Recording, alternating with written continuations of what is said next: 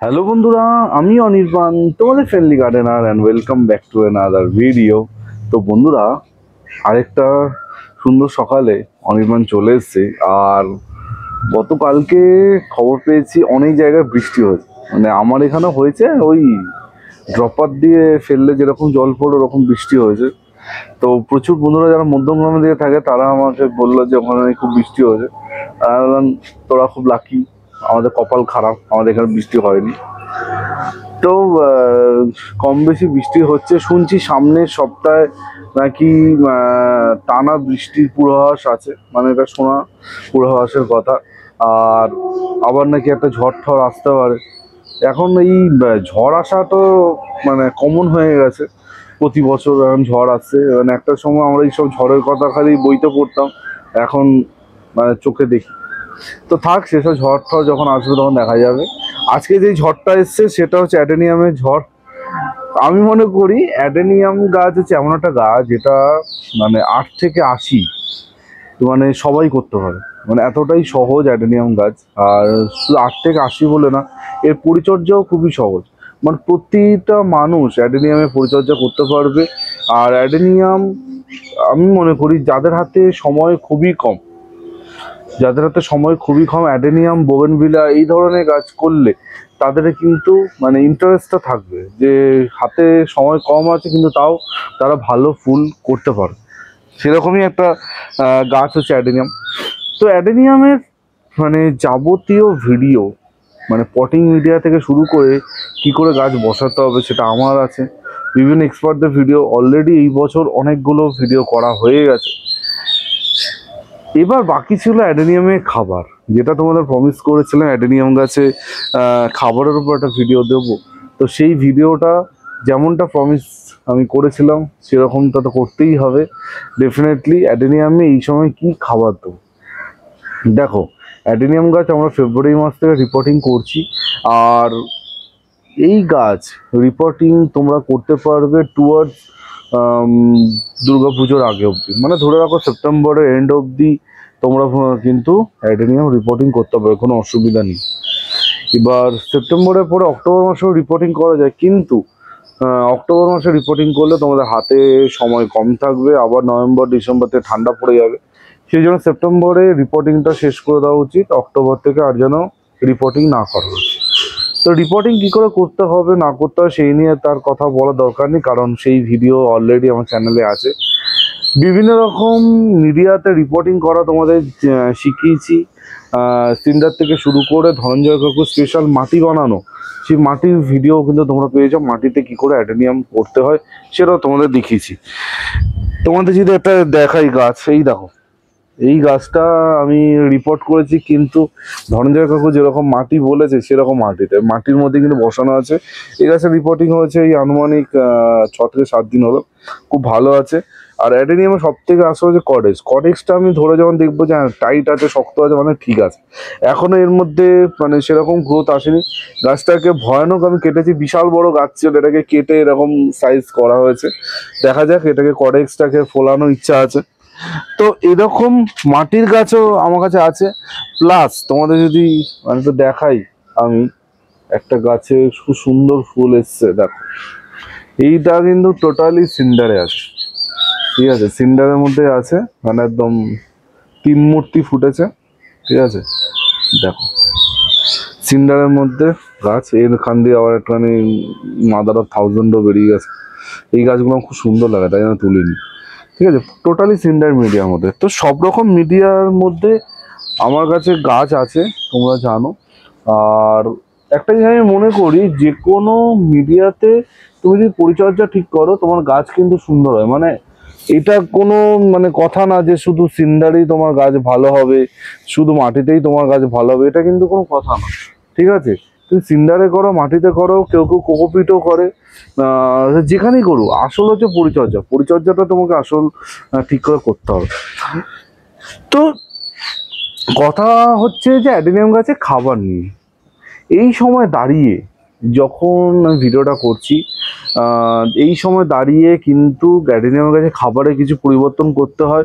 Plus এই সময় খাবার যে ঠিক করে দাও, তাহলে অ্যাডেনিয়াম গাছে কিন্তু ভরপুর ফুল আসবে।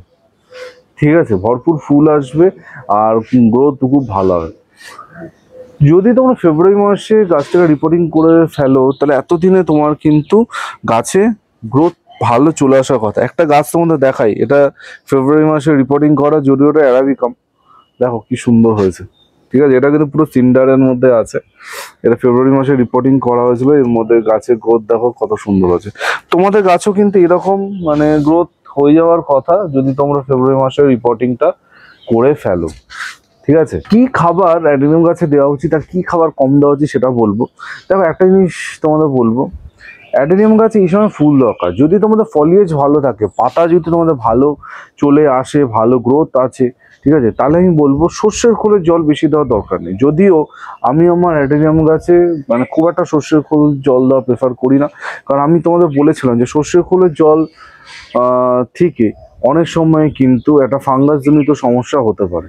তো যেই সকল গাছ একটু ফাঙ্গাস প্রবণ সেই সকল গাছে আমি একটু সর্ষের খোলটা অ্যাভয়েড করি, মানে দিই না তাও না যে একদমই দিই না, কিন্তু অ্যাভয়েড করি, মানে একটু দূরে থাকি সর্ষের খোলের থেকে। তাই বলবো যারা সর্ষের খোল দিতে চাইছো দিতে পারো, সবসময় দিনের বেলা সর্ষের খোলটা দেবে, বিকালবেলা একদম না, দিনের বেলা সকালবেলা এই 9টা-10টার সময় সর্ষের খোল দিয়ে দিলে কোনো অসুবিধা নেই। আর অবশ্যই সেটা যেন পাতলা করে দিতে হবে।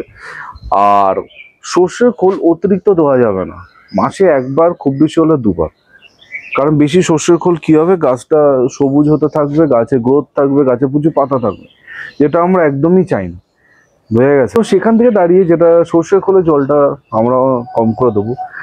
এবার আসছে যে মেন খাবার যেটার ওপর বেস করে অ্যাডেনিয়াম গাছে প্রচুর ফুল আসবে, যেটা তোমাদের বললাম সর্ষের খোল দিলে নাইট্রোজেনের যেহেতু পরিমাণ বেশি আছে, নাইট্রোজেন বেশি পাবে, গ্রোথ ফলিয়েজ বেশি হবে। তো আমাদের এই সময় যেটা দিতে হবে সেটা হচ্ছে এমন খাবার যেটাতে ফলিয়েজ থাকবে, ফলিয়েজ হবে, কিন্তু গাছে ফুল বেশি পরিমাণ আসবে। সেটা হচ্ছে দুটো এনপিকের কথা তোমাদের বলবো যেটা কিন্তু তোমরা দিতে পারো, সেটা হচ্ছে 13-0-45-00-50। 13-0-45 অ্যাডেনিয়াম গাছের জন্য খুবই ভালো। 13-0-45 এনপিকের কথা বলছি, ওয়াটার সলিউবল এনপিকে, মানে জানি তোমরা জানো, কিন্তু যারা একদম নতুন বাগান করছে তাদের জন্য একটুখানি এলাবোরেট করে বললাম। তো 13-0-45 ওয়াটার সলিউবল এনপিকে প্রতি সপ্তাহে 1 গ্রাম 1 লিটার জলে গুলে দিনের বেলা গাছে স্প্রে করতে পারো। আর 0050ও অল্টারনেটিভ করে তোমরা কিন্তু গাছে স্প্রে করতে পারো।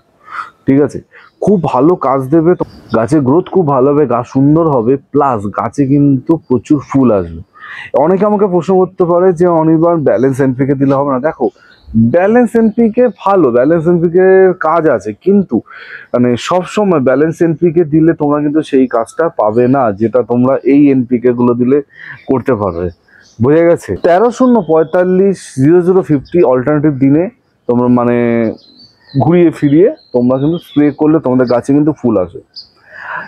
এর ওপরেও যদি কেউ যেতে চাও, এর ওপরেও যদি কেউ উঠতে চাও যে আরো একটু ভালো কিছু, দেখো ভালোর কোনো শেষ নেই, তোমরা 0-52-34 স্প্রে করতে পারো। 0-52-34 এনপিকেটাও খুব ভালো, ওটাতে গাছে গ্রোথ খুব ভালো হয়, প্লাস গাছে ফুল আসার জন্য খুব হেল্প করে। তো 0-52-34 স্প্রে করতে পারো, কিন্তু ইনিশিয়ালি আমি বলে দুটো এনপিকেই কেন, 13-0-45-00-50 এই দুটো কিনে গাছে দাও। ঠিক আছে, এরপরেও যদি তোমার মনে হয় যে 0-52-34 আমি কিনতে পারি, তো ডেফিনেটলি কেনো। এবার কথা বলবো যারা ব্যালেন্স এনপিকে, যাদের কাছে ব্যালেন্স এনপিকেই আছে, তো ব্যালেন্স এনপিকে তোমরা দিতে পারো। ব্যালেন্স এনপিকে তো গাছে ফুল আসবে, কিন্তু সেই ফুলটা আসা ধরো একটু টাইম বেশি কনজিউম করবে, মানে বেশি সময় লাগবে। বোঝা গেছে? যেই মানে 13-0-45-00-50 দিলে যতটা ফাস্ট কাজ করবে, ব্যালেন্স এনপিকে একটুখানি স্লো কাজ করবে না, কাজ হবে না এমন না, স্লো কাজ হবে।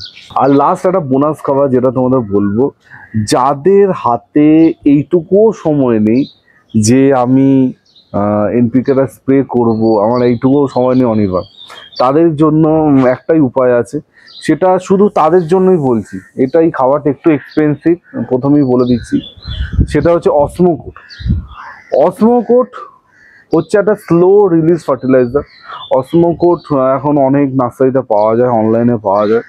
তো অসমোকোট যদি ধরো 10-12টা দানা যদি গাছের গোড়া দিয়ে রাখো, ঠিক আছে, ওটা যখনই তুমি জল দেবে ওই জলটা চুইয়ে চুইয়ে ওই অসমোকোটটা ধুয়ে ভেতরে যাবে, আস্তে আস্তে ওটা কিন্তু ফার্টিলাইজ করবে, আস্তে আস্তে খাবারটা কিন্তু গাছের মধ্যে যাবে, গাছটা কিন্তু ফুল দেবে।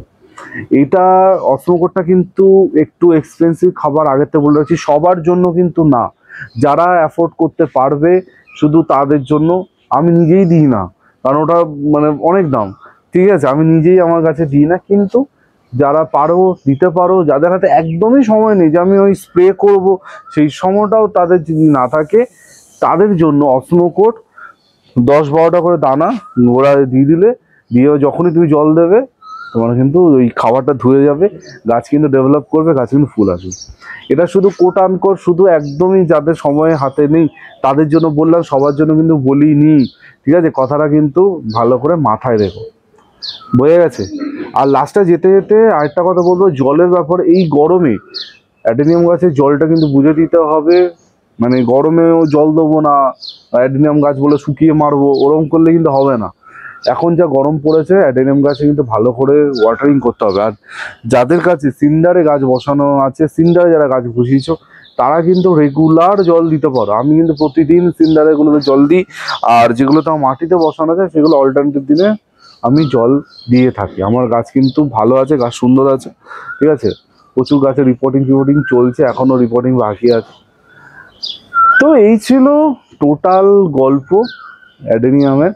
অ্যাডেনিয়াম গাছে কি খাবার দিতে হবে না দিতে হবে সব কিছু তোমাদের বলে দিলাম। আর হ্যাঁ, গাছের গ্রোথিংয়ের জন্য, গ্রোথ যদি ভালো থাকে, তোমরা কিন্তু মাঝে মধ্যে হিউমিক অ্যাসিড গোলা জল দিতে পারো, জল স্প্রে করতে পারো।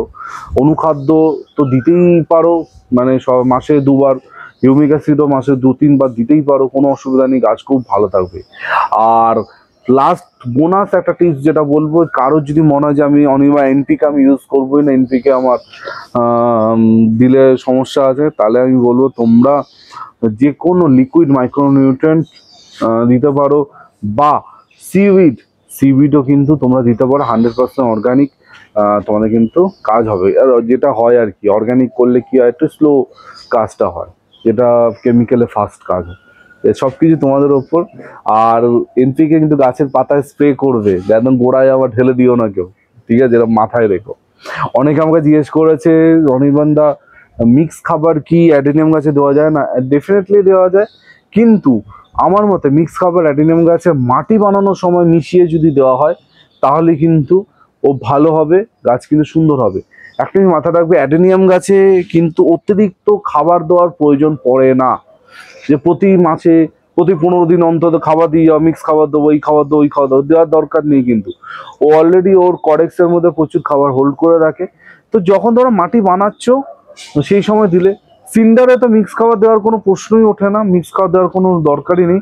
কিন্তু সিন্ডারে তোমরা এই গরমে ওপর দিয়ে একটা ভার্মিকম্পোস্ট মালচিং করতে পারো, কোনো অসুবিধা নেই, ওটা করতে পারো। কিন্তু আদারওয়াইজ সিন্ডারে যারা মিডিয়াতে কাজ করেছে তারা কিন্তু মিক্স খাবার দিতে যেও না। মাটি মিডিয়াতে মিক্স খাবার, অবশ্যই ডিকম্পোস্ট করা মিক্স খাবার তোমরা ইউজ করতে পারো, ঠিক আছে। সব মানে খাবার দাবার নিয়ে কথাবার্তা বলে দিলাম। আশা করছি তোমাদের অ্যাডেনিয়াম গাছ ভালো থাকবে, ভালো আছে, আর খাবার নিয়ে তোমাদের যা সব টেনশন সেগুলো দূর হবে, ঠিক আছে। অবশ্যই আমাকে কমেন্ট করে জানিও তোমাদের গাছে নতুন কোনো সমস্যা হয়েছে কিনা, বা তোমরা আর কি ধরনের ভিডিও দেখতে চাইছো, ঠিক আছে। আমার ফোন নাম্বার তো তোমার সবার কাছে আছে, আমার ফোন নাম্বারের প্রয়োজন হলে কমেন্ট করো, আমি নাম্বার দিয়ে দেবো। কালকে দেখা হবে নতুন ভিডিওর সাথে। টিল দেন সবাই ভালো থেকো আর সবুজে থেকো, ততক্ষণের জন্য বাই বাই।